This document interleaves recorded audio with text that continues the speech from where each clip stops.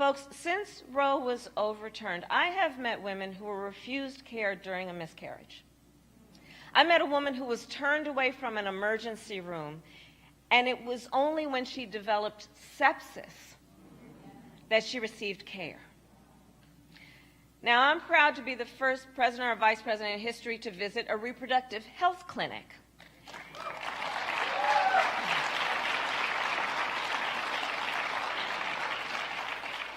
But around our country, since that decision came down, clinics have been forced to close. Think about it. Clinics that provide breast cancer screenings, contraceptive care, PAPs, life-saving care. And I have seen firsthand, then, that this truly is a healthcare crisis. And Donald Trump is the architect. And by the way, that is not a fact he hides. In fact, he brags about it. He has said the collection of abortion bans in the state is, quote, working the way it's supposed to. Just this week in an interview, he said, states have the right to monitor pregnant women to enforce these bans.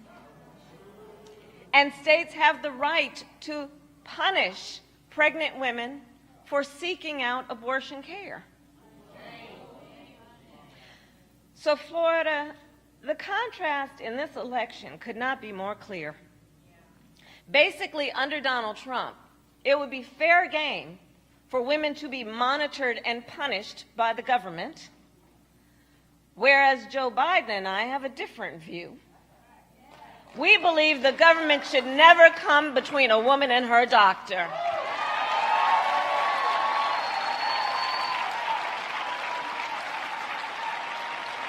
Never.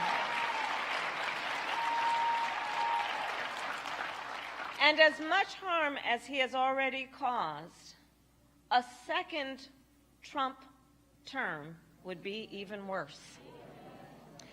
Donald Trump's friends in the United States Congress are trying to pass a national ban.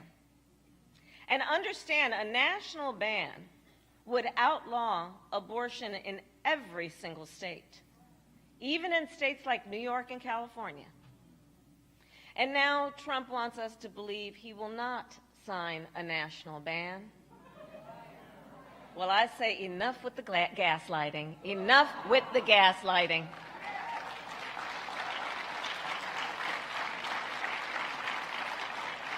Because we all know if Donald Trump gets the chance, he will sign a national abortion ban. And how do we know?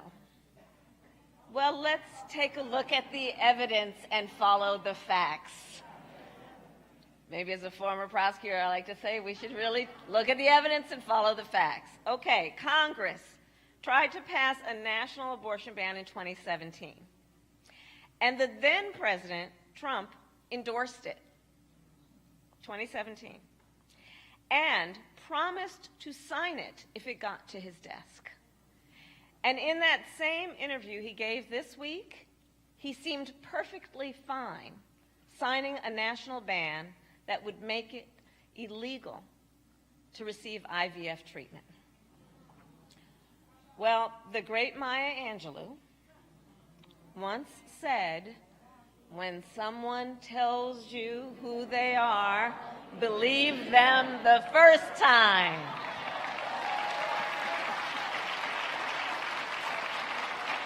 And Donald Trump has told us who he is.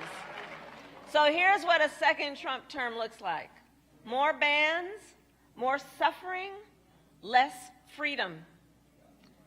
But we are not going to let that happen. Because, you see, we trust women. We trust women to know what is in their own best interest. And women trust all of us to fight to protect their most fundamental freedoms.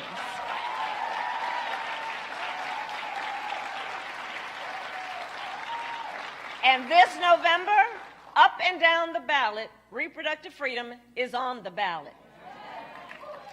And you, the leaders, you, the people, have the power to protect it with your vote. Donald Trump may think he can take Florida for granted. It is your power that will send Joe Biden and me back to the White House.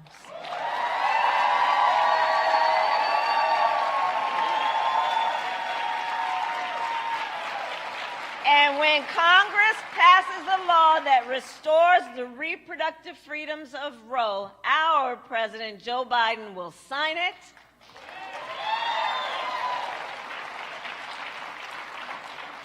Donald Trump was the president who took away the protections of Roe. Joe Biden will be the president who puts the protections of Roe back in place. And it's going to take all of us to get there. And by the way, momentum is on our side. Just think about it.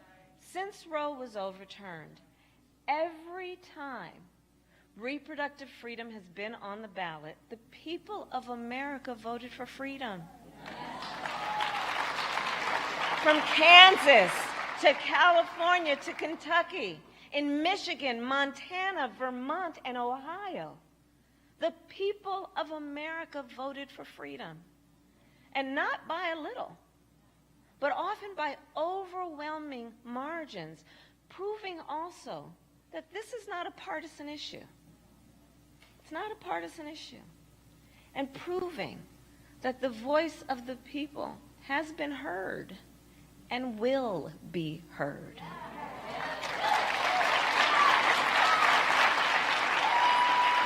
So today I ask, Florida, are you ready to make your voices heard?